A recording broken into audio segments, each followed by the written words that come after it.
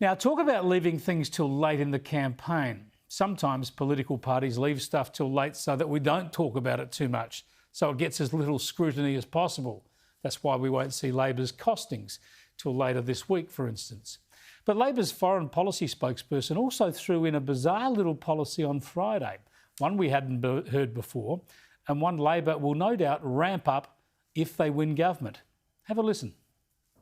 So I am pleased to announce today that if elected, Labor will deliver a First Nations foreign policy that weaves the voices and practices of the world's oldest continuing culture into the way we talk to the world and in the work of the Department of Foreign Affairs and Trade. A First Nations foreign policy woven into the way we deal with the rest of the world?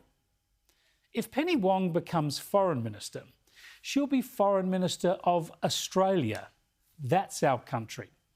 As Noel Pearson so neatly describes it, a country founded on three pillars: Indigenous heritage, British institutions, and modern multicultural immigration development.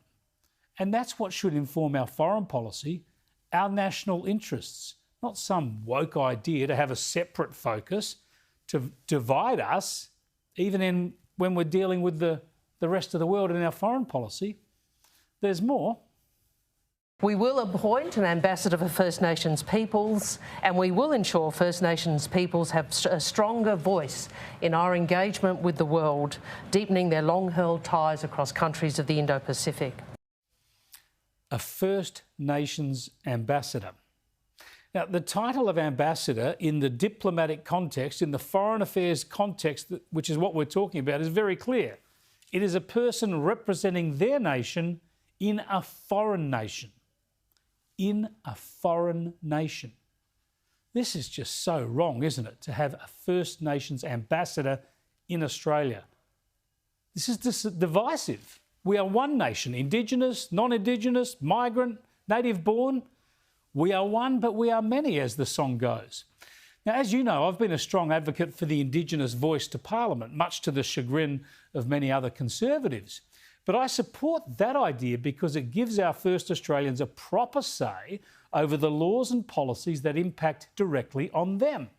The government has special powers to pass laws specifically for Indigenous Australians, so of course they should have a chance to be consulted to provide good advice. So that's not about dividing people or allocating special privilege. That's about delivering a fair go under one system. But with this sort of nonsense from Labor, an ambassador for one group of Australians in Australia, this just confuses our foreign policy, it confuses our national self-identity, and it divides our nation.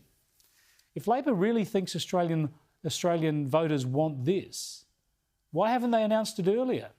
Why isn't it being run in their campaign election ads? Why are they trying to do it on the quiet?